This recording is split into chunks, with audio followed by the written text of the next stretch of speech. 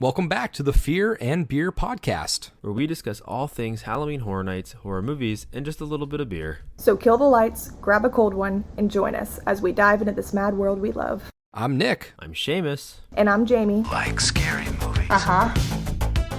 Here's Johnny. It's alive! It's alive! It's alive! You miss me. Aren't you drinking? I never drink. Why? And as a reminder to all listening, if you want to help us to continue growing as a podcast, don't forget to leave us a 5-star review on whichever streaming platform you use. To stay up to date with us and all of our episodes, be sure to follow all of our socials. You can find us on Instagram, Twitter, and Facebook at Fear and Beer Pod. Feel free to reach out to us. We love to interact with you all. As we creep our way into, the beginning of October, this time has flown by. We are sad to say it's the last full month of HHN, but we got to finally do our 6th house Unmasking the Horror Tour. So what we're going to do this week is we're going to dive into those houses with a little bit of the insight detail that we learned on the tour. We're not going to give you away everything because we want you to still obviously do those tours for yourself and get all that insight that you can firsthand. But we're going to discuss house by house what are some of the little nuances and things that they hid in there and stuff that we've learned along the way. So we have that coming up for you today. Also, before we get into stuff, I do want to again mention that Monday, October 23rd, we are going to be hosting our first ever, co-hosting our first ever live event. We'll be a part of our first ever live event. And that is not with just us. We are going to be putting on a HHN and horror movie trivia with HHN 365, the RIP Tour, and the Haunt Girls. We are going to have representatives of all podcasts live and in person to give this trivia to you. It is going to be at Topgolf Orlando, and that's right on iDrive. It's 9295 Universal Boulevard. That's right down by the convention center. It's going to be right next to where the new Epic Universe is going to be. So October 23rd, 8 p.m., we are going to be hosting in person live HHN and horror live trivia. So be sure to come on out. We have a lot of great prizes. We got some stuff from the folks over at Murder on Main, and we got cool stuff in the pipeline coming on for that. So we will keep you posted. We'll give you more updates as we get closer, but that's what we got in our foreseeable future. So before we get into our discussion tonight, let's get into some beers. I got one. It's a little funky. This is a brewery that we've used before. This is Abomination Brewing Company. This is out of North Haven, Connecticut. And what I got from them this week is called Forbidden Pumpkin. It is a Imperial IPA double milkshake. This thing's going to be heavy. It's a 9.3 ABV. And they list this as it's brewed with malted oats and flaked wheat, double dry hopped with Citra and Mosaic, then fermented atop a monstrous amount of pumpkins, vanilla beans, pumpkin spice, and milk sugar. So I'm very curious what this thing is going to be tasting like, whether that's more of a milkshake, more of an Imperial, more of an IPA, more of a Citra, hazy style thing. I'm very curious. This thing looks crazy. The can art is super cool. It's a guy in a little mask holding a pumpkin that's smoking, and there's a little Reaper guy in the background, but that's what I'm drinking. So Jamie, I know you got something funky as well. I do have something funky, kind of following the pumpkin train along with you. I've also gotten from this brewery before. It's from Prairie Artisan Ales, and I am drinking Pumpkin Pie Treat. It's a 5.5% ABV, and it's a sour ale with pumpkin pie spice blend and toasted marshmallow flavor. So pretty interesting as well. I do like the sours, but I've never tried one with the pumpkin flavor, I want to say. So I think this one should be a little different. We'll see. Did you pop yours open already? I did. I just poured it out so that way I can jump right into this thing. I want to let it settle. Yeah, with the milkshakes, it's a little bit. I want to let it settle a little bit. Sounds thick. Alrighty. And then let's see what I got on the scent right here. Yeah, it smells very hot. I mean, this is very Citra hops. It smells like a hazy more than anything. But that's kind of what we're looking at. This one kind of Sure. has not really pumpkin-y scent, but more of a spice scent, I guess, which I kind of like. For being a double imperial, it's very light. This definitely tastes and feels more like just a normal hazy IPA, but it's got a The good milk taste to it. sugar will mask some of that booziness. Yeah, which is kind of good because I really didn't want to get kicked in the mouth at 10 o'clock on a Thursday night by a 9% imperial, but it is the life we choose, that is for sure. I think I love this. Yeah, is it really good? I was It's expecting actually it to be funky. I was too. It's actually pretty tasty.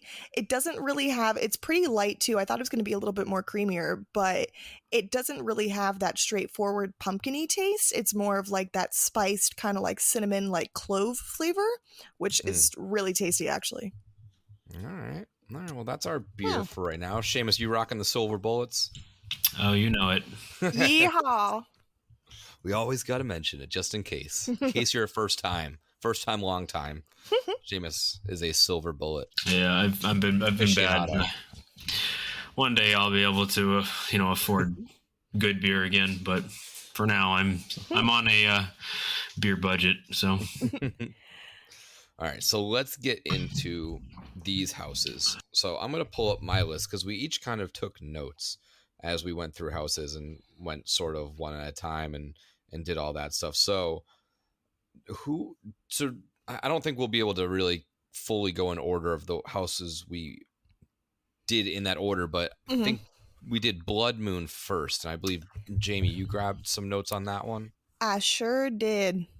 All right, so why don't we just go through your notes Yeah. and we can and I'm glad we did these notes because I always anticipate doing notes and I'm like, no, I'll remember all this stuff. I'll remember everything. And I We never do. remember anything because if you asked me about what are some of the notes from Blood Moon, I would tell you that I've forgotten already. So why don't you kick us off and go over some of the notes that you had about Blood Moon and we can kind of discuss at the end of your notes some of the stuff that we really thought stuck probably out to shout us. out our tour guide before we do that. What was her name again? Kendra. The homie. Shout out to Kendra. We had She's Kendra awesome. twice, actually. We did, which was really fun. She's super nice. She's very knowledgeable about everything. Makes it real fun. So I shout believe out to she said she Kendra. was the first tour guide for Horror Nights. She For was the- one of the first ones. She said, think yeah, so. she was there from the beginning when they started. Oh, that's crazy. I mean, all the insight know. that's in there. That's a brain right there. 2005, I think she said, was the first year they started doing them. I do think that's when she said she started it. Yep. Crazy. But Super cool. yeah, so shout out Kendra if you're listening. But yeah, All right, so go ahead, Nick. Sorry. I say just kick us off into Blood Moon and we'll let you do your spiel and then we'll kind of talk about some of those points and see what really stuck out to us on this tour for that house. Yeah, so I kind of did. I mean, they were notes, but I kind of just took like little bullet point things about some of the stuff that stuck out to me or some of the stuff that Kendra had told us. A lot of the insight as well, she was saying from, I know we've listened to a couple of them and some of our listeners probably have too, but from the Universal podcast when they put the house descriptions out and stuff like that. So some of you may already know some of this stuff, but some may not. So this will be for you. But Blood Moon, let me just start off by saying what a beautiful house. It was just so amazing to see it with the lights on and getting to go through the detail. It literally feels like you're walking in the 1800s, like colonial town village. It was wonderful. But some of as you're walking into the house, the first room that you enter where you see the cloaked figures and you have the scare actor that's on top of the balcony area, that's going to be Constance Schuyler, and that is the leader of the True Believers. So essentially, they have the True Believers, which are called the Followers. You have the non-believers that are called the False-Hearted, and then you have the Moon Worshippers, which are called the Lunatics. And essentially, what all these people are doing is moon farming this town, and basically what moon farming is they're planting crops based on the lunar cycles, and basically the moon, I think how she told us in the tour was that the moon turned blood red and it made all the people think that obviously something was about to go down. So that's how all the nonsense happened in that. But then the what was another one that I used? Oh, this was a fun thing that she had told us too. So throughout the house, you can see obviously some of the old colonial style distressed props and tools and whatnot that they used and all that kind of stuff like that. Kendra told us that their decor team that they used to set this up used real colonial style tools to distress some of the props, and the tools are still placed throughout the house as well, which I thought that was pretty fun. Another thing that I wrote down was that in the cloaked figure room, I don't want to give too much about this, but in the kind of church pew room area where the cloaked figures are and stuff like that, they do have the live scenes in there for the live scare actors, and there's only 2 of them at all times. So I'm curious to see maybe later on in the season, I know we're already a month into it, which is crazy to think, if there may be a couple more. But I just thought I didn't take too much notes on this house because I just felt like I was so into it, listening to Kendra speak about it and looking at everything. But just the detail that the design and decor team and the creative team does with these houses just blows my mind. And I forget the gentleman that she had said that helped design the style for the town, but she said he wanted it implemented in the sense that when you're walking through some of the scenes in the houses, that you could see not the other scene coming up, but make it feel like you're more like in that town square. And you could look through the different alleyways and corners, which you could see even when you're walking through at nighttime in some of the houses, that it does look like it doesn't leave much negative space, but more as so you're walking through, following that path, seeing the buildings in the distance. You could see the bell tower in the distance. And then there was one more cool thing I wanted to add too. When you are walking through the room with the children around the maypole with the bloody intestines, if you look at the mirrors or the windows above the village blacksmith, you can see the blood moon reflecting on the windows, and the way that they set it up in the house is just really cool, and you wouldn't have noticed this before. So there's 2 blood moons in the house actually, and they like to make it like that, or they made it like that. So when you're following it along, you could see it in the distance, you could see it in the foreshadowing and stuff like that. So blood moon, we love this house. It was great getting to see it with the lights on. It was awesome getting to learn all the little details about it. Yeah, and I think you mentioned something about the tools, but I could be wrong. Did she say that when they built this out, like the way they designed and built it, they used only the colonial tools? Yes. Yeah, and the processes too. So when you're walking through certain scenes, like, you know, if you see candles, they actually hand dipped the candles like you would have done at that time, or at least somewhat what you would have done at the time. Obviously, this is based, you know, a time period that was 400 years ago, but they did their best to keep it somewhat true to the era. Yeah, it was super cool. They said they took actual like candle making classes. Yeah, that's what I was gonna say. Around that to kind of best represent that time frame. But yeah, the other thing, I was going to mention the moon again, but you mentioned that they kind of put them in altered spots so you can see it in the reflection there. But yeah, so that's cool little details, moon, I think. Yeah. It is. I mean, I find it nice when I, you know, go on these tours and I learn things, but I also, you know, I learned that some of the things that I was already kind of like putting together in my own, you know, my own mind and my own perspective of the house. So like when you're walking through it, and they mentioned how like he wanted it to look like you were like walking through a village, so you would see all parts of it no matter where you were in the path. And I remember saying something about the first time I went through it. I'm like, it's really cool that as you're going through it, you can look through, like you said, the alley, you can look through the windows, you can see it looks like a village. It doesn't just feel like a big long maze or a pathway like most houses are, where it's just kind of like scene.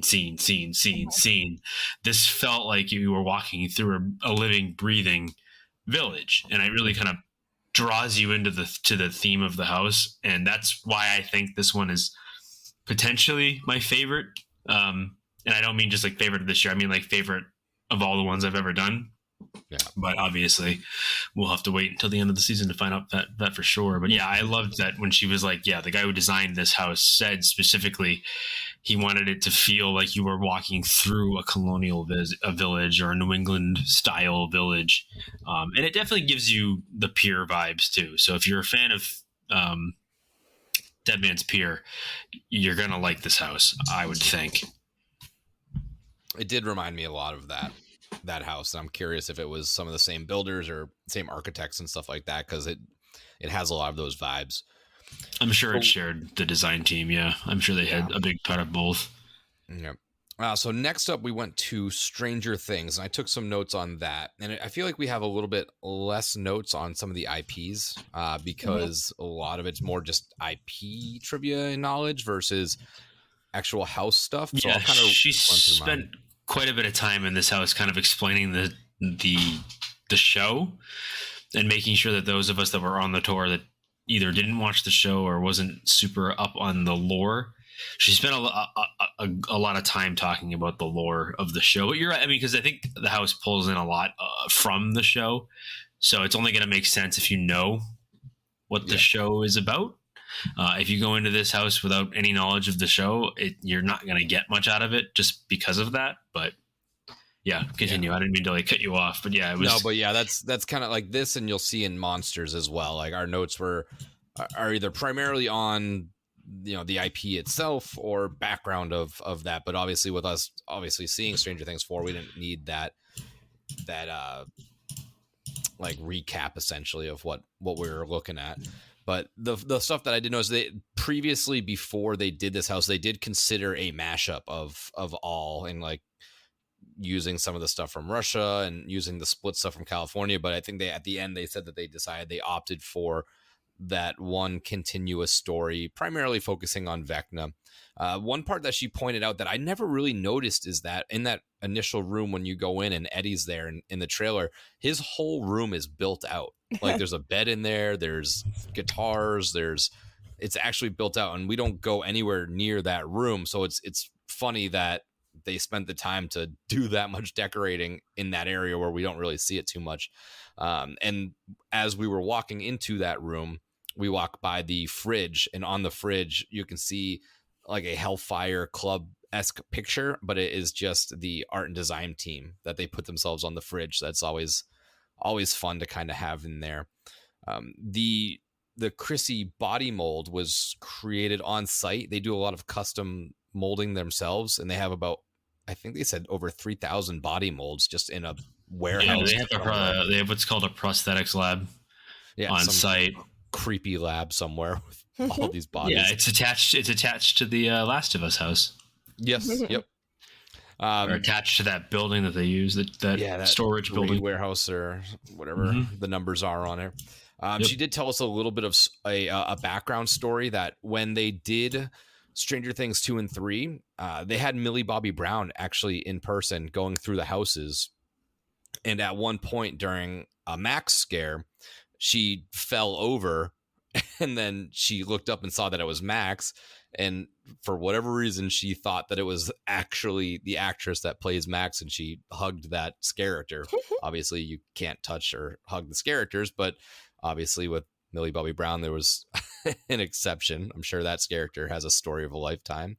Right. That little room I never noticed, but there is also, when you get that first appearance of Vecna, that there's a fan trigger to blow, like it's a trigger on the ground that activates the fan up in the sky, which I never noticed. I just kind of thought that was a constant running fan, but apparently it comes out just so that way it gives it more of a entrance scare, so to speak.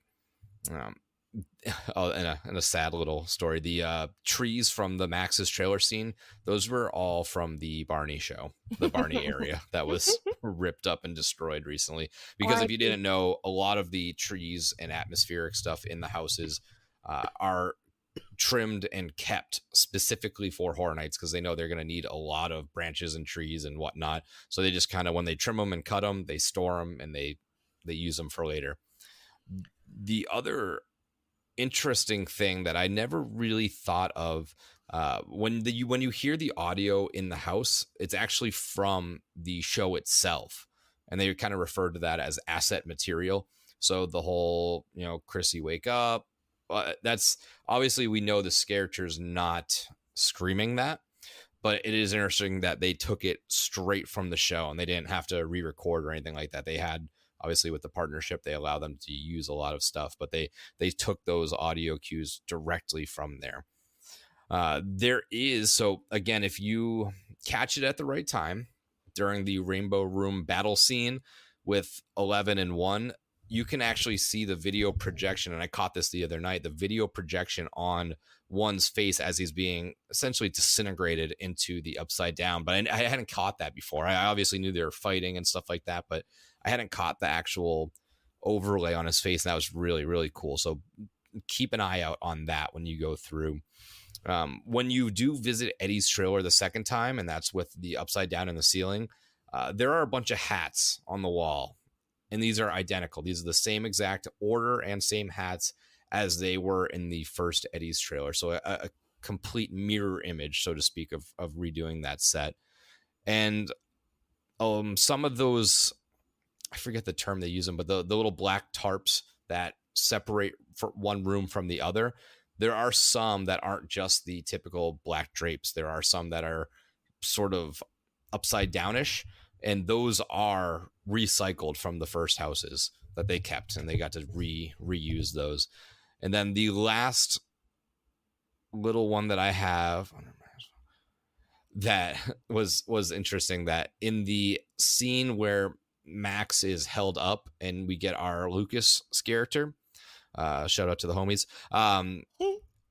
there are two crates, and on one side, one of the crates says MAJ, or major, and the other says bond. That's signifying the major bond that Lucas and Max have in the series. But that is all the notes that I kind of took down and thought were pretty fun and interesting. But did anybody have anything else for Stranger Things? The notes that are on top of those little cases too that you were talking about, the notes that Lucas and Max write to each other in the show, like that, she had pointed out too that the person who wrote them up even like got the handwriting like correct and tried to just make it like as spot on as it could be, and it looked really cool. Yeah, so that was pretty cool. It definitely made me appreciate the house even more. I do like the house. I am obviously a big Stranger Things 4 fan. I've been calling the shot for a while now, and it just makes it a little bit more fun to go through now that we have those like super insights on stuff. Yeah, Definitely. It's a pretty open house too, which is unique in the sense that normally you're used to being in really enclosed spaces, but in this one there's a number of really open scenes that kind of open it up a little bit. They use the projection mapping, or whatever you want to call it, where they project the video onto the screen in the back. So when you're going through it at night, it looks really expansive and epic, like a TV show would be. But when you're in there during the day with the lights on, you just see a big off-white screen. You're like, wow, this feels kind of almost like a movie theater. So they do kind of pull a lot of those elements into it, rather than just saying, here's a bunch of dark corridors and things that pop out at you. I feel like this one uses a lot less jump scares and more, trying to bring you into the world of the TV show, which they do a really good job of. I think that they're obviously the best at this, like one of the best at doing that. So every scene kind of brings you more into the show than just saying, "Hey, boo, I'm scary. I'm scary. Be afraid of me." Which is nice, because sometimes with these houses you want just the experience and not just a bunch of cheap jump scares, which I think unfortunately some haunted houses just kind of fall into that category.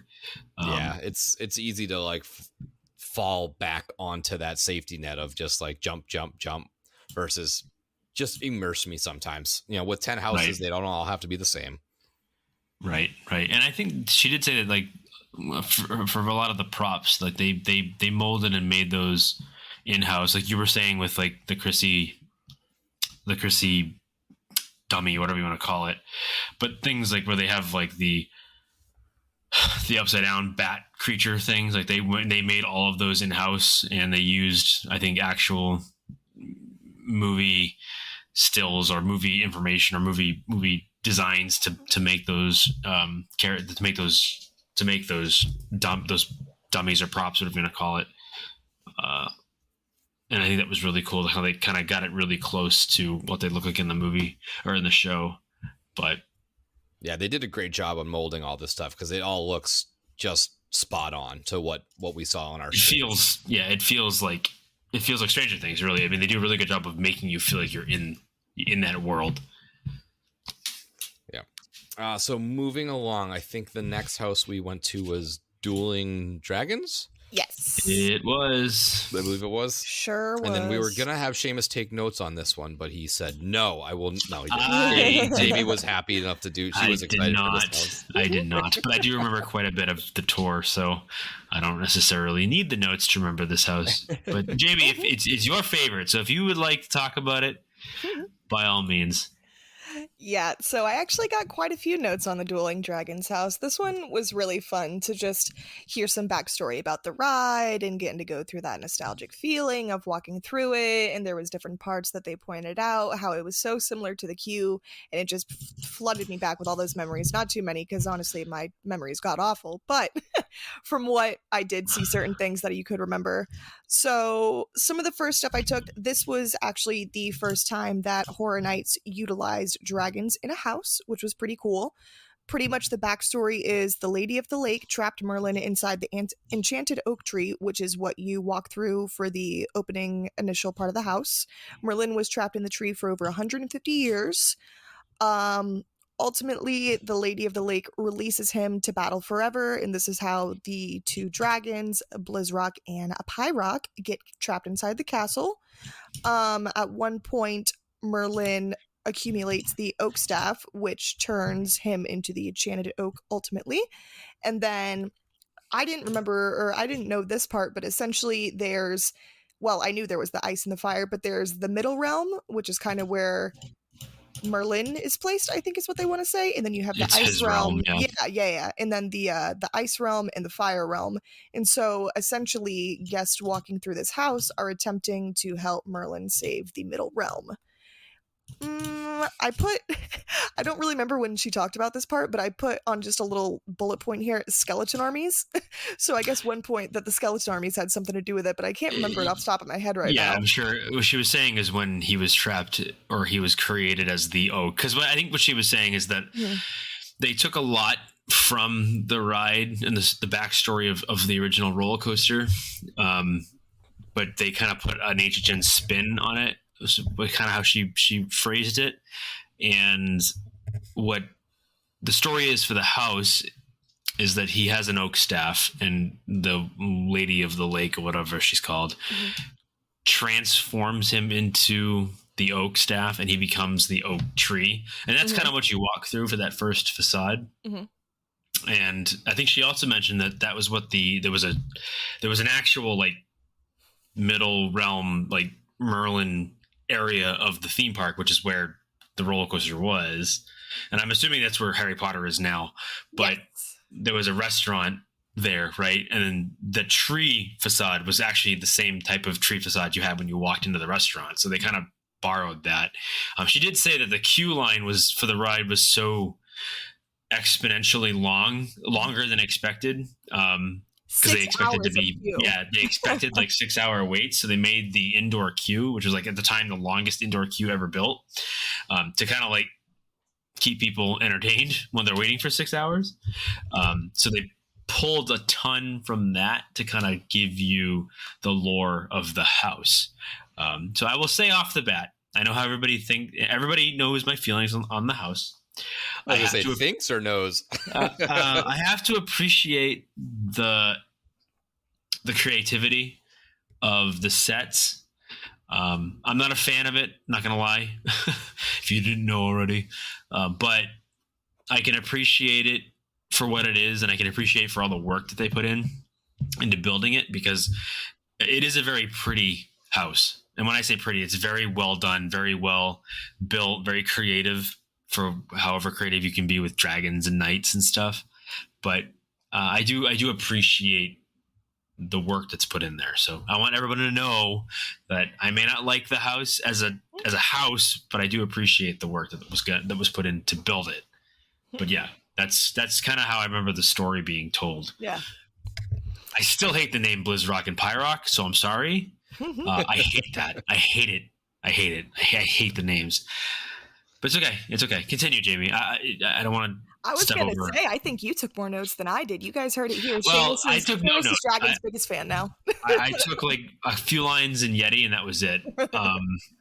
I have to admit, I have a pretty good memory, but yeah, I do remember. I mean, this is pretty vivid because there's a lot going on in it. I remember her saying that like the lighting, which I admit the lighting in this house is really cool. They do a really good job of implementing newer technology into this house and using the LED lighting and everything. Kind of like each scene almost mixes fire and ice together. So this is kind of what I appreciate about it, is that like when you walk into a room and like half the room is done up and looks all burnt and melted, and then the other half of the room looks frozen and kind of shattered as if ice was created and broken. So I appreciate that. It does get kind of repetitive, but I at least I can appreciate the creativity and what they were going for. Yeah, I mean, to be honest with you, from my perspective, the really interesting stuff doesn't really happen until the end, when they kind of go through how, when you get to the main room, and I don't want to give too much away, but when you get to the main room, the big set piece is there, and then you finally get to kind of choose your path. I didn't realize that the roller coaster allowed you to pick which car to go on. I thought it was kind of like you just got in line, and whatever one they put you in is the one you're going on. But she mentioned that when it splits, fire and ice, one of them was like, I think she said like longer, or it was like shorter, but it took longer to get there or something like that. And it was like it was the mirror of that on the other side. And it's kind of what they were going for with the end of this house, is that like one side is ice, one side is fire, and one is like longer, but shorter pathway. I don't know how that works, but math, I guess. So we did get to kind of go through both sides and see both sides. And one thing to keep an eye out for, which I think is interesting, so I'll give it this, is that kind of like the Monsters House last year, you're going to get a different ending scene. And if you're lucky, you'll either get the good ending where Merlin has saved the day and he's got his book and he's, stopped Blizzrock and Pyrock from taking over the middle realm, or you'll get the bad ending where if you go the fire side or you go the ice side, one of those two goofily named wizards have killed Merlin and have his head. So if you're going to the house, keep an eye out at the end to see which ending you get, because it is different. Okay. You pretty much covered it, Seamus, for what I was going to say for the rest of the stuff. Well, I do what I can. The only other note I had, I think that she had mentioned this was the first house conceived for this year. Doesn't mean it was the first one that was started, but this was the first kind of idea on the board. I think that's what she had mentioned at some point. So, I mean, it would make sense that it was on their minds because they are building a racing coaster for Epic Universe. So I'm wondering if they were kind of like Dragons was on the brain. I don't know. She gave us a lot of really cool information about the roller coaster that I had no idea. Yeah. About how like when they designed the two cars, they timed it so that way you would have 3 quote unquote near misses. So your feet would almost touch, your heads would almost touch as you were going by. And then it was also designed so that when you were entering the queue with the two dragons, all 3 parts of the roller coaster that were near misses all like lined up together in between the two dragons, which is pretty cool. I mean, math, yay math. I hate math, but that's what you can do with math. I had never ridden the roller coaster. I mean, that was built and taken down in between the time that I first went to Universal and when I finally went back to Universal. So I never really got a chance to ride the ride, but that was pretty cool to hear that kind of information, but not having anything with the house, but Yeah. So let's see. So the next house I have on the list is Yeti. I think we did that one next to finish off. We went back because she threw a deep fake at us. We were like, we went into the Yeti house and thought we were doing Yeti next. And then she was like, nope, we're going to Dragons instead, which is in the same building. Kind of threw us for a curveball. But, so the couple things that I had for this one, and I think Seamus, you had some notes on this. I had some notes for this one too, yeah. But Yeti started as the Swamp Yeti in Slaughter Cinema, and we had mentioned this previously on other episodes that it's sort of been, it's been like an inside running joke that every time they present us a quote unquote Yeti, it's never been a true Yeti, but more of a Bigfoot, Sasquatch, whatever. But we've had different iterations of it. So like we had the Swamp Yeti in Slaughter Cinema. We had the abominable snowmans in Terror of the Yukon and stuff like that. We've never had a true quote unquote Yeti. And again, this year we have Yeti, but it's sort of Bigfoot. So it's kind of like a insider's joke. We do start in Shadow Creek, which is a callback to the Havoc houses, which is a nice little thing. And the last little note I think I took before Seamus took over on notes was that they referred to the multiple Yetis as a flurry of Yetis. Yeah, that's the official term of a group of Yetis. But they use a lot of mirror scares and mirror ambiance in this house to establish a further reach of scenery than what is allowed to them, because obviously you can't put an entire forest in the scare zone or in the houses, but with the use of mirrors they can extend it a lot and trick us. But that's what I sort of this house does use or reuse a lot of the same tricks that they've used in other houses in the past. She did mention that with Yeti, this is kind of their campy house, like literally pun intended campy house. It's a campsite and in Yetis, and it's got a lot of 50s camp in it. If you get the joke, you'll understand what I'm talking about. But like she said, Yetis are typically monsters or cryptids from like East Asia. Like that's kind of where that comes from. But every Yeti they've used is not an actual quote unquote Yeti as the lore would state. We get more of a Bigfoot and more of an abominable snowman or whatever the swamp thing was in Slaughter Cinema.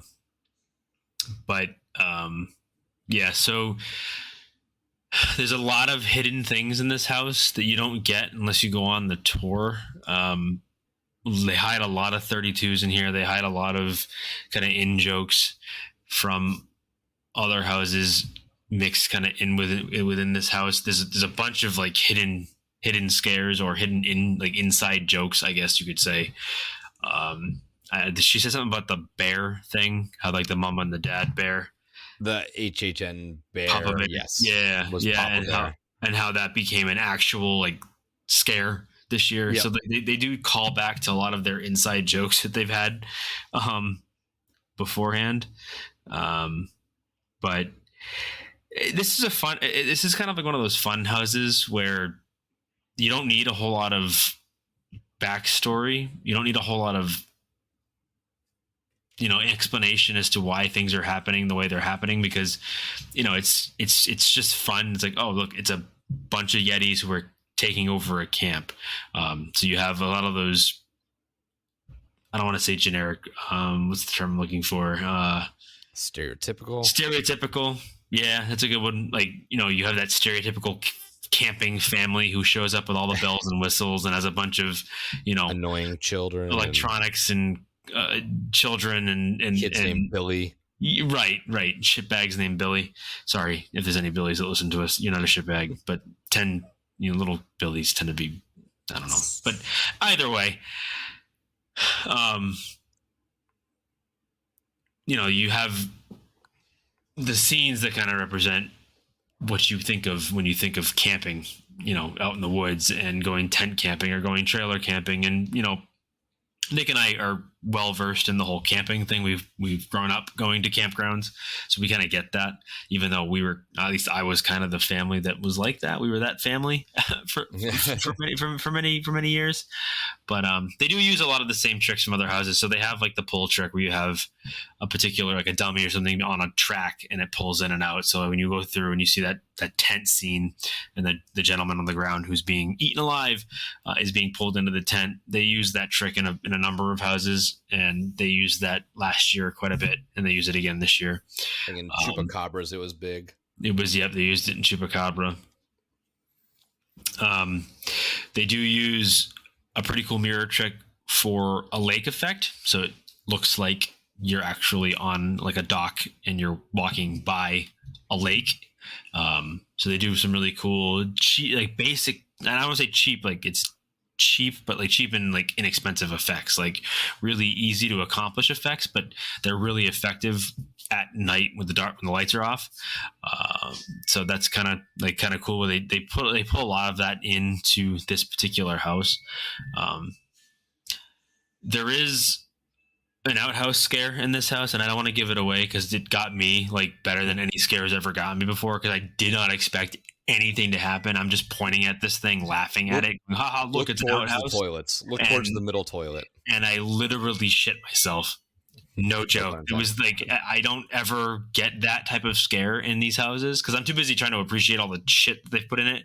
But yeah, that one literally got me. Like just completely got me.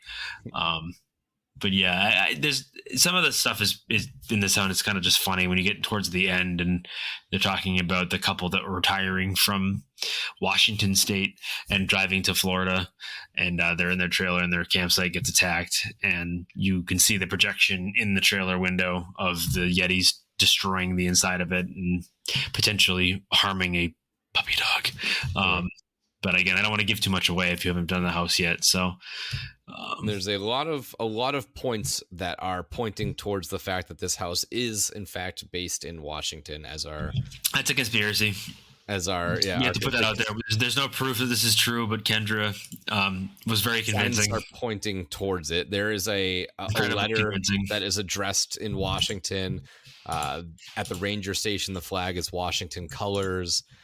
The Yetis like first official sighting was from, I believe, Washington State Park or something along those lines. So, but that is Yeti. Jamie, any notes on Yeti at all that stick out to you? Just the one thing when Shaman had mentioned the lake scene, how they did it with the mirrors and stuff like that to make it look like it was on water. The body that they have sitting on top of the water, they sawed it in half, like completely, to make it look like it's actually like floating on top of water. And I was looking at it during the tour and looking a little bit better, and I was like, you know what, they did, and I would have never even noticed that. So I just thought that was a fun little effect that they did. Like I was saying, one of those cheap effects that works so effectively because you don't notice that when the lights are off. It just looks like somebody's floating in the water. Exactly. It's really cool. I mean, again, for as over the top and expensive these houses are, some of the best gags are simply that, cheap gags, and it works incredibly well. Yeah. So after that, we made our way down to Chucky. And I have a couple notes on the Chucky house, but this was the same puppet makers of the puppets that were in the Chupacabra's house, and these were manufactured up in Massachusetts, which was pretty interesting to hear. I hadn't known that.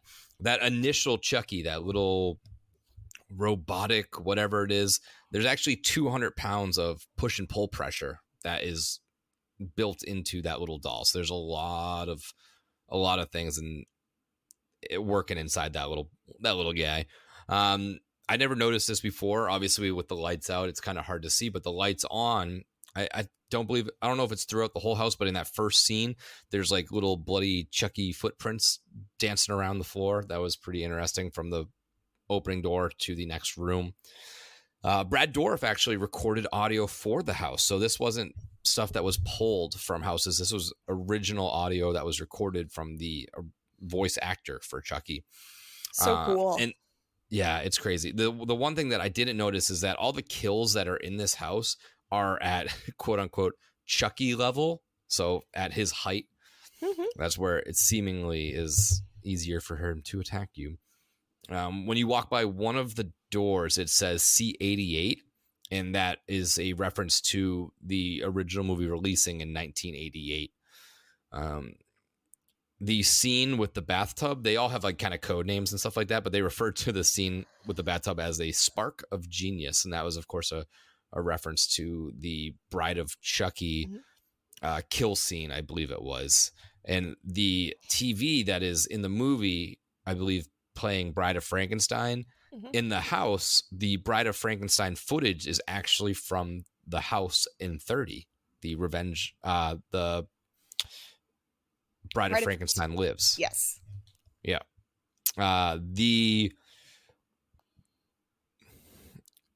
Another little code name, so to speak, is that little kill scene with all the syringes. They call that the get to the point room, which very spot on for a Chucky themed house. The again, most of my notes are code names, I guess, but the code name for that initial room where you're walking through the boxes of Chucky, that is the truck full of Chuck scene. That was my favorite one. I love the play on words. And I never noticed this, but Jake, the name of that weird like creature figure that they all piece together, he's wearing Chucky socks. I hadn't noticed that in the nighttime runs of the house, but that's what I had for Chucky. Did anybody else have some notes on Chucky at all? Jamie, do you remember stuff from Chucky? I was just gonna say, I think I didn't realize it that well. I did with the Bride of Chucky scene and stuff like that, but she was telling us that the house was based off of the first season of the Chucky series, Bride of Chucky. I want to say Child's Play 2. She said maybe there was some scenes in there from that as well, but I didn't realize how many other iterations of Chucky was referenced in it other than the Bride of Chucky and then from the Peacock series. Yeah, she said that they had kind of combined some Child's Play 2, 3, Bride of Chucky, and then the show. So like when you first walk in, the scenes from the factory are from Chucky, Child's Play 2. And they kind of mix some of the scenes from the different movies and the different shows. It's not just the TV show, even though a lot of it is borrowed from that. But I have to, I mean, the dolls that they had made for this are really, really good. They're really scary looking, and they're really almost real looking. Like it feel like however I thought they were gonna do Chucky, they didn't do, and they got really meta with it, and it's exactly what I wanted it to be, and I didn't think they would go that way, and they did. So I'm pleasantly surprised by this house, and I think seeing it with the lights on helps make it a little bit even like better. Like I appreciate it even more because I've got the scene I get to see it up close and see some of that stuff up close. So yeah, I don't really have anything else to add from what the tour gave us, but I will admit that there were a couple things. This is the one house that you get the I forget what they call it, but it's like the guest is it GAT, the guest operated triggers, the guest activated trigger. Yeah, so there's like buttons in this house that if you press them, it activates a trigger, whereas typically your triggers are either automated triggers or are activated by the scare actors. Well, these ones you actually get to activate yourself, and they're not really scares, but they add effects to the scene that you wouldn't get if you didn't press the button, because they know that people like to press big red buttons. So that's why they put them in this house. Don't press the big red button. Yeah, press the big red button. Okay, press the big red button. Yeah. I think, unfortunately, they have to find unique and creative ways to use the space where they're unfortunately, forced to use this Fast and the Furious building to do a house in. And it's split in the middle, so they have to kind of like be creative with how they do it. So unless it's convenient and they have two very different like properties that they can combine into one house, when they have one property, they have to kind of be smart in how they make it work, so that way it doesn't feel like it's just kind of a big intermission between two houses. So they do a pretty good job, I think, of getting not too meta, but meta enough that it's a nice in joke. Yeah. Jamie, any final thoughts on Chucky? Yeah, the last thing I thought that was kind of fun. I forgot about this earlier, but when you're walking into the second part of the house, the scare actor that you have on top of the fire escape area kind of thing, they do all their own dialogue, which is pretty fun. It's not recorded over. They're not told what to say. They kind of just got to make up what they want as they go, which I think is really fun, because sometimes in the houses you see the characters that have the dialogue that they're mouthing along to the audio, or sometimes they give them, I would assume, a couple lines, not really a full script, but I think it's fun that some of them get to come up with their own little spiels. Yeah, and it gives them some nice freedom, which is good. So let's move along to the last house, and that was the Universal Monsters Unmasked. Woo! Again, this one has a lot of notes based off of the actors from the original movies and the IPs themselves and stuff like that. So the stuff that I had taken down was that initially starting that Dr. Jekyll was actually the first Universal monster, the first official Universal monster, because there was a short film in 1913, something that I don't think I knew before, because I think my guess was Phantom, and I think I was off by one. There are two, and going off of what Jamie just said, the whole actor live speaking thing. This entrance and the facade has the opposite of that. They have the scare actor up top that has triggers or has a dialogue recorded that he just mouths to, and those are referred to like as an actor A and an actor B. Actor A is live speaking, and actor B is more of a multi-trigger audio contraption sort of deal. And in that opening scene, you can hear him talking to the Invisible Man, so that's a pretty fun thing where he's like, "Oh, you'll never see me," blah blah blah, and stuff like that. So that was something that I hadn't noticed beforehand. I didn't notice that it was Invisible Man talking to him. Again, I'm sure if you're familiar with the Universal Monsters, you know that Lon Chaney portrayed Phantom and Hunchback, but he was also supposed to be Dracula, leading it into the film, but obviously that never came to be.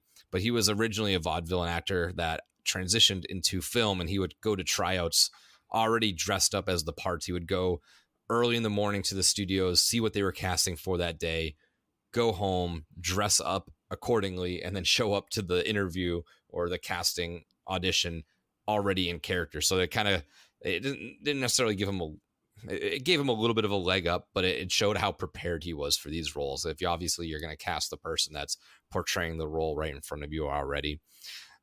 There's always been this controversy of how did Lon Chaney get his nose to appear as such in Phantom?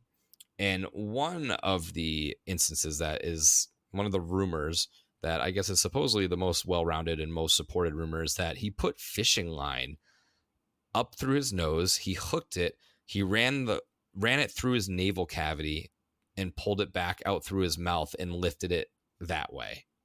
Insane. That's like circus show freak in stuff. That's something I would expect to see in the Oddfellow house. Right.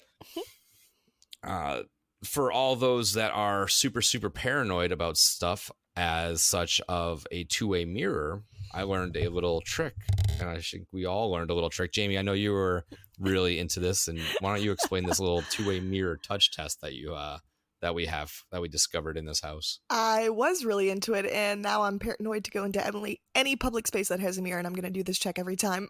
But essentially what it is, if you put your index finger up to a mirror and your finger touches all the way through, it's a real mirror. But we were trying it on the two-way mirror. If you put it up to a two-way mirror, it looks like there's somewhat of a little gap between your finger and the mirror, and that's how you know it's a two-way mirror. So if you go into the bathrooms and you feel the need to check, that's your way to check. I like how in this house they kind of do two different mirror tricks back to back, and they can get you with the same scare actor that way. Yeah. With the two-way mirror, and then like the false mirror, which looks like a mirror when you first glance at it, but it's actually just an open hole in the wall. I like that stuff. That stuff is fun. I watched that get Patrick, not my brother Patrick, not this year but the year before, in Puppet, where they had a fake mirror in Puppet, and he thought it was a mirror, and they got him like so good. It was great. I was like, yes. You start looking into it, and then you're like, and they just rush out. Gets me every time. Once you are entering that Phantom style scene, I didn't notice this, but the scene with the door being like pushed against, and it looks like red smoke and stuff is coming out from it. That was supposedly the new actress that had come over to take over the play that was taking over for the actress that the Phantom was in love for. So he locked her into a room and set the room on fire, thus opening that spot back up for his little girlfriend actress. There's a couple posters in the scene that I believe we initially run into Dr. Jekyll, and there's posters that are in French, and one of the translations on one of the posters is, I tried to take it down quickly so it might not be verbatim, but it says, "It's all nonsense, we like to have fun," in French. So unless you read fluently in French, you're not going to catch on to that. To me, it's just random words, and if I even happen to find that one poster, I'm not going to know what it says translated wise, but that's what it says supposedly. The wallpaper above the dead horse where Dr. Jekyll or Mr. Hyde makes his first appearance. I didn't notice this, but if you look into it, the wallpaper is actually a print of little vials and like explosions, kind of hinting to how he came to be this monstrous character. So that was really interesting to see. And this is the first time we ever saw a quote unquote de-evolution of a monster. Typically we see transitions of one normal human creature into a full-blown monstrous creature, but this is the first time we go from a Mr. Hyde down to a Dr. Jekyll who is just like, it wasn't me, it wasn't me. So that was the first time we've had a de-evolution of a monster in one of these houses. And then the last little thing I grabbed was that the sewer in the sewer grate in the Phantom like exit is pretty much a replica of the one that was in the movie. So it gives a deep callback to that movie from way back when. But that's what I had for monsters. Seamus, do you have any other notes from monsters? Not notes. I think you kind of hit a lot of the major beats. I mean,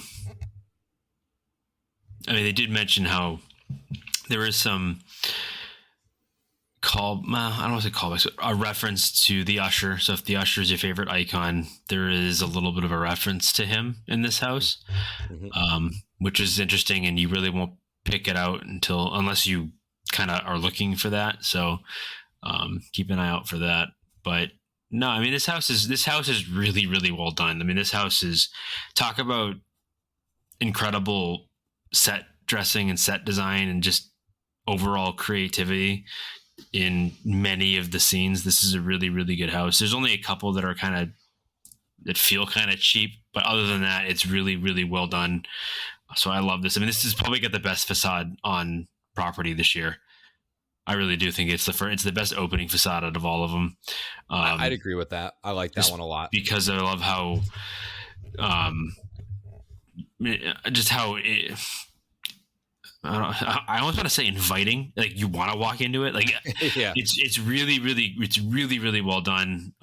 It kind of pulls in all aspects of scare acting and sensory overload and sound design, and it's just really well done. I'm really happy that this went away from Frankenstein and the Mummy and Dracula, and there's no sign of any of them anywhere.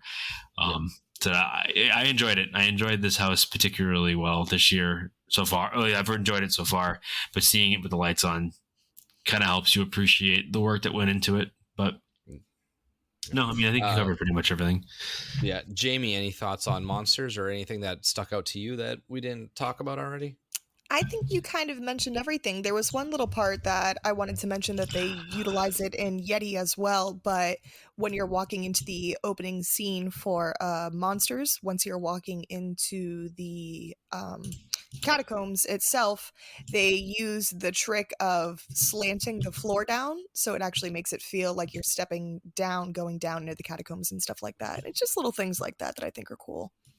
Nice. All right, well, let's jump out of that main segment then. We're going to hit a couple stuff that we didn't do last week because we talked about Sir Henry's and we were away the other week. So we're going to go into our up-down segment. Again, if you're not familiar with this, these are just some things that, since the last time we have talked to you, these are some things that have gone up on our scale and down on our scale. And these aren't necessarily houses or scare zones. They could be, but it's all aspects of the event, just in general. So I'll go. I have three things for my up list that have kind of gone up in my appreciation. Number one being Stranger Things. I've gone through this house a little bit more now. Obviously, I try to wait till the lines are a little less than crazy. But the other night, Seamus, we went and it said 75, but the crowd didn't feel like there was a 75-minute wait, and we got in there in under 50. So yeah, it was off by 25 minutes. It wasn't very busy. But I've had really good runs recently of Stranger Things, so that has brought that house up for me a little bit. The crowd size, I don't know what it is, and maybe it's all like hearsay and stuff like that. But we went the other what other day we went? Sunday it was, Seamus, and it was Yeah. dead. And we went Dead. like 8:00 at night too. It wasn't like we went in at like midnight. We were there almost not long after opening. I think a lot of that is just online noise. I think what you're hearing more than anything else about the crowds being unbearable. Because the nights that I've been there outside of opening night, it really wasn't that bad. Yeah, I mean, your two big draws will have the longest waits. The Last of Us has consistently had the longest wait, which is still mind blowing to me. I didn't think that was going to be the case whatsoever, but I was wrong, which I am generally all the time.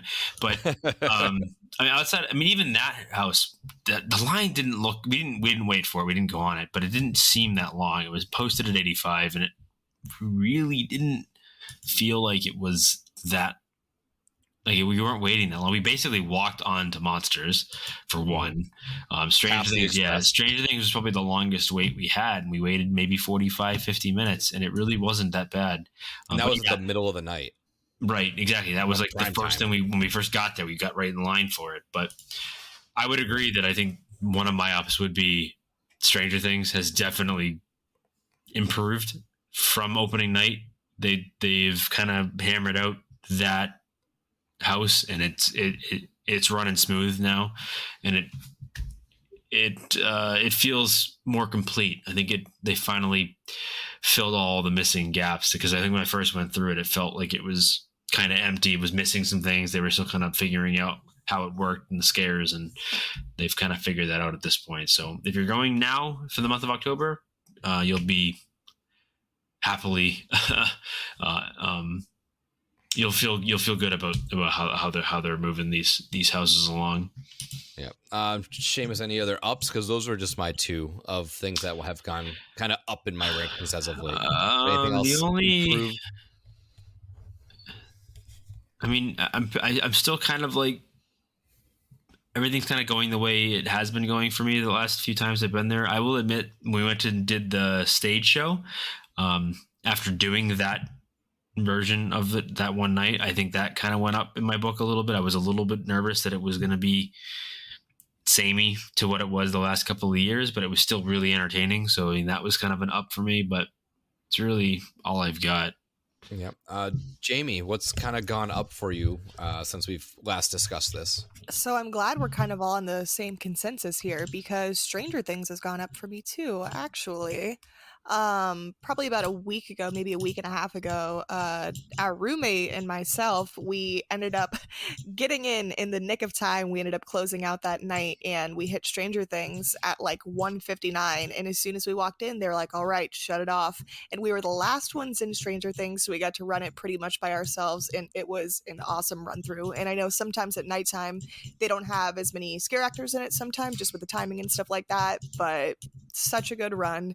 Like you said, Seamus, I feel like they've really gotten everything set in stone now. They just worked out all the kinks. It was, all the scare actors were great. It was really good time, and I've never gotten to close out a house like that before, so that was really cool. Nice. Jamie, do you want to kick off our downs? What has kind of gone down for you as of lately? Yeah, so some of our listeners may notice that I don't attend as frequently as Nick does and whatnot and stuff like that, and I gotta disagree with you guys. I think this is the worst I've ever seen it at Horror Nights for being so busy. I know you guys have had some like good like lucky nights and stuff like that, but I feel like even on the weekdays it's just been so consistently packed, and it's just unbearable. So not unbearable, I wouldn't say, because obviously it's still fun to go and walk around and hang out and stuff like that, but they just really flopped with not having more food booths. I just feel like it's really clogged stuff up.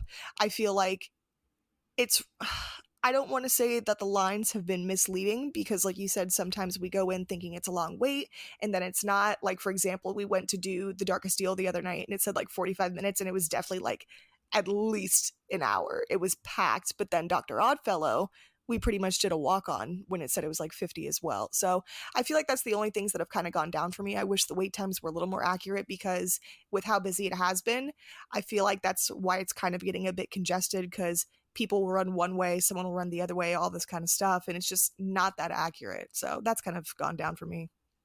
Yeah. Seamus, anything moving down on the list right now? No, I will agree with Jamie on that one point.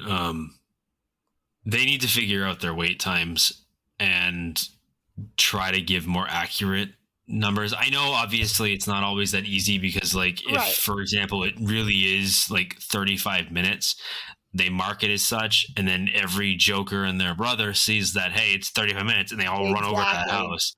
And then by the time, you know, they go to actually change the time, the line is now 75 minutes. So it's probably not the easiest thing to do when you say, oh, just be accurate with the times. But I do wish they tried a little bit harder to make those times accurate, so it felt you weren't guessing as much.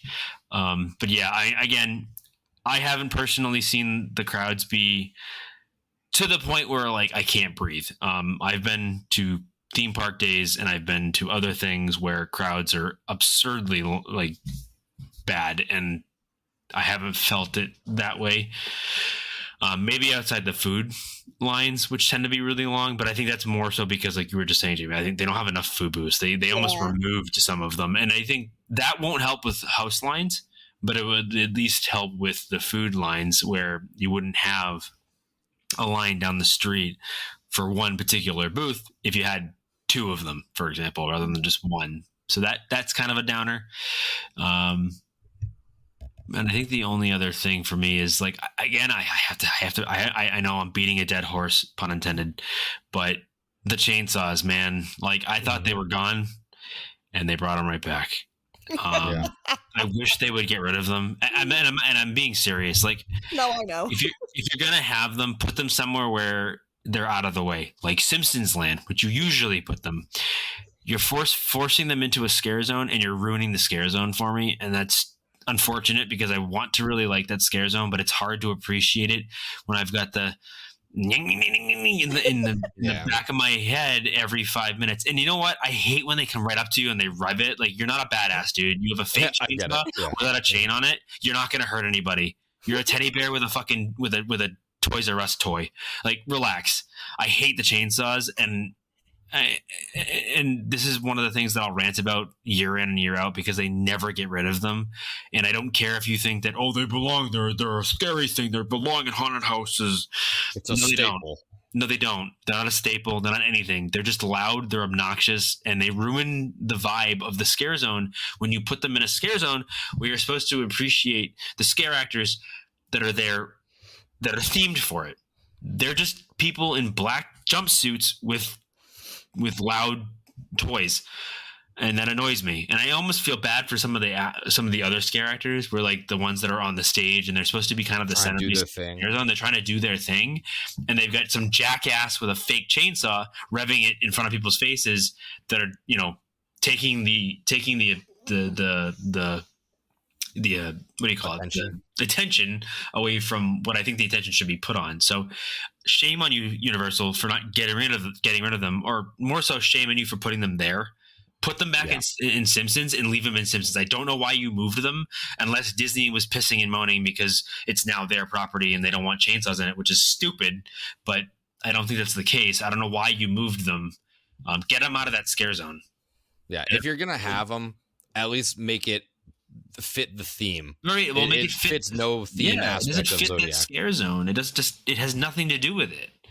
No. So, I mean, it's too bad because I really wanted to like Dark Zodiac, and I don't think I can because I don't want to spend any time in that scare zone because noise annoys the fuck out of me more than anything else.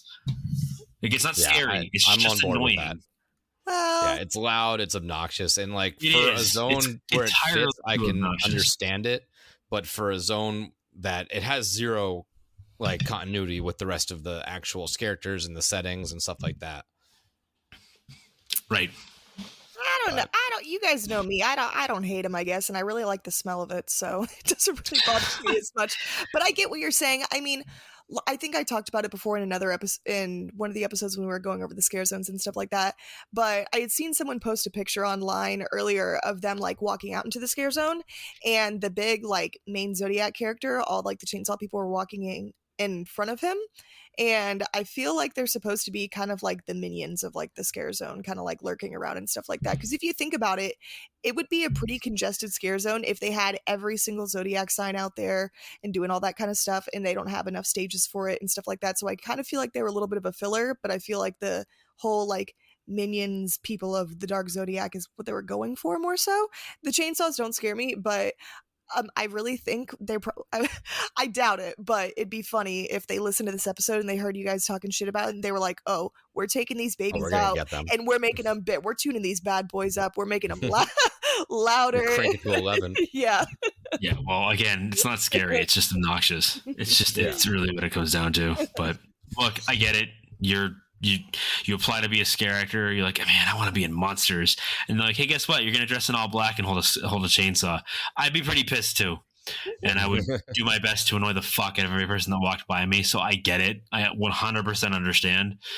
But I mean, I just don't think you're never gonna convince me that they fit in anything. And again, it's the noise. That's really what it comes down to. That's all for me. That's all it is. It's just like, I want nothing to do with just the loud revving chainsaw shit, unless like you said, it's Texas Chainsaw Massacre or something where it actually fits the theme and you're expecting it. But I don't know. Yeah. I don't know. So I had just two downs, and of course one was something that you both mentioned was wait time and consistency. It's just so egregiously wrong this year that I don't remember a year where it's been so off, whether it's one way or the other. You know, it's usually great when it benefits you, but when you get in line and it's like 40 minutes and you're there for an hour and 20, an hour 30, it's like, all right, you should have everything marked off like in the lines. I know you switch the cues around so that way they're not always the same layout, but you should have at least markers at each point where you're like, okay, if you're here, it's 10 minutes. If you're here, it's 20 minutes. If you're here, it's 30 minutes. So that way with just a quick visual and a walkie-talkie call back to the person in the front, they can adjust it accordingly. I don't understand. I mean, it could just be it could be simply, all right, you're my group. They hand you a card and say, could you start your timer or whatever on your phone? And then when you get to the end of the line, give the card back and show them your time so we can update the time. It could be as simple as that. Or even simpler, you just hand them the card and you have the timer. You know what time card A was handed off. You know what time card B was handed off. There's ways to do it, and they don't do that. And that's the part that is frustrating, because it's like, you're a theme park. You should have this figured out. You already have this figured out by this point, and they don't. That's frustrating more than anything else. Yep. And the other part that frustrates is frustrating with the wait times is like, you don't send people in groups. So it should just be a steady stream of people with, gaps in time where you're standing for 5-10 minutes as they let express in or whatever.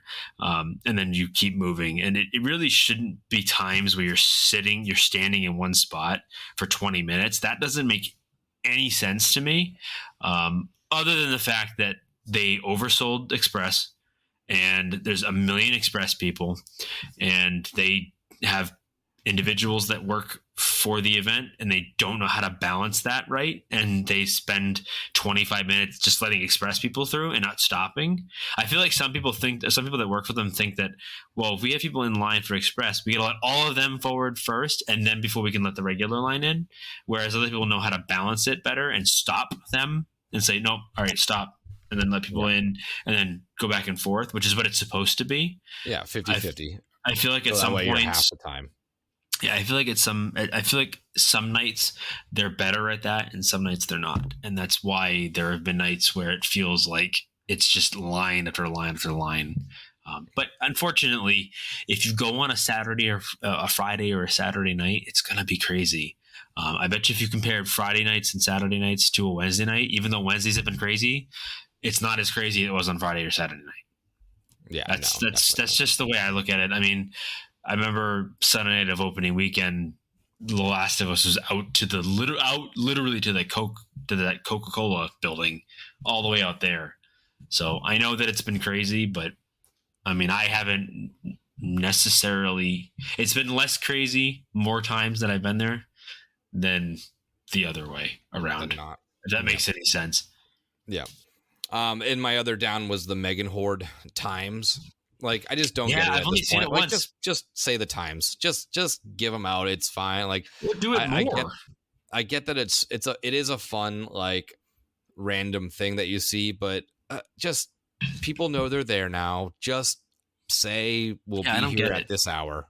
If you're gonna have put out it, there. you would think that it would be out there more often than it isn't. And it's They such a should quick really little just kind of thing. be walking around the park and then like stopping at certain points and doing the dance stuff and then going about walking around the park. Yeah. And I then don't doing get it again. I don't get it either.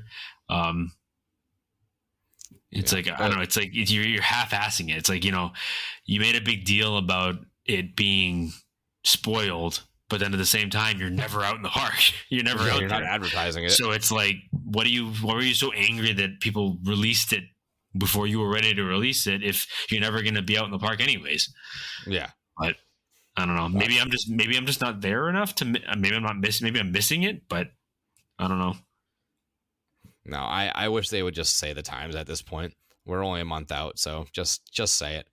Let's get into horror movies of the week, horror watches of the week. What have you guys seen? Jamie, what have you watched anything this week? I don't think I watched anything this week. I haven't either. Now. So, unless you've got something, Nick, I've got nothing. I did. I went and saw X. Oh, that's right. You mentioned that you saw 10. I did. I actually really enjoyed it. It does. I've heard good things. It takes place between 1 and 2, so it's kind of a crazy random timeline that this franchise has adapted. But it is very well grounded. It's a good Saw movie. It redeems the last couple ones because those last handful have been pretty garbage. But I liked it. It was simple. It did what it needed to do. It has everything you want to see in a Saw movie. So I just have no other. I don't want to spoil anything, so go check it out. I know it's in theaters still currently, but it was a good Saw movie. If you like the original, Saw 1, Saw 2, Saw 3, stuff like that the original trilogy, quote unquote, I'll say, you'll find yourself enjoying this movie. So go check that out. All right. Well, before we take off, let's get into a quick little wrap up. We mentioned previously Shudder Sundays will be back. They will be back. But probably not until after Horror Nights is over, once our quote unquote busy season wraps up. Once HHN season does wrap up for us, we are going to focus a lot more on the YouTube page. We are still going to do podcasts weekly, but we're going to try to introduce some new YouTube series. So Shudder Sundays will continue then, and we will start to introduce some other stuff. I might do instant reactions to new horror movies that come out in theaters because I am a movie theater whore. I will be at the theater as often as I can. We might try to do some brewery visit videos and stuff along those lines. So keep an eye out onto our YouTube page. Once the off season hits in November, December, stuff like that, we will gonna hit the ground running on YouTube. And again, I will mention our HHN trivia night. So HHN and horror movie live trivia in person. That's going to be Monday, October 23rd at 8 p.m. over at Topgolf, Orlando. Come on down. We're going to be co-hosting this event alongside HHN 365, the RAP Tour, and Haunt Girls. We're going to have a lot of cool little prizes. We've already started collecting. We started creating some questions, and we're going to have fun with it. So I'm very excited for that. I hope everybody shows out and shows up. It's going to be a very fun time. It's right near the theme park too. So if you happen to be in town for Horror Nights and you want to stop by, we're not that far from Universal, so come find it. Grab an Uber, grab a car. It's very close. Obviously free to play, free to come in. So come on in, sit down, grab some. We're gonna have plenty of seats for everybody. Drinks, food. We'll be all squared up on that end. So before we sign off, does anybody have anything else to get off their chests for this week of HHM? I think we covered it. Hopefully I didn't offend too many people. Other than that, nope. Never. All right. Well, until next time, this is Nick. This is Seamus. This is Jamie. Happy Haunts. We'll see you October 23rd. HHN Trivia live. 8 p.m. Bye. We'll see you then. Cursed. To the death cursed. You know, it's Halloween. I guess everyone's entitled to one good scare,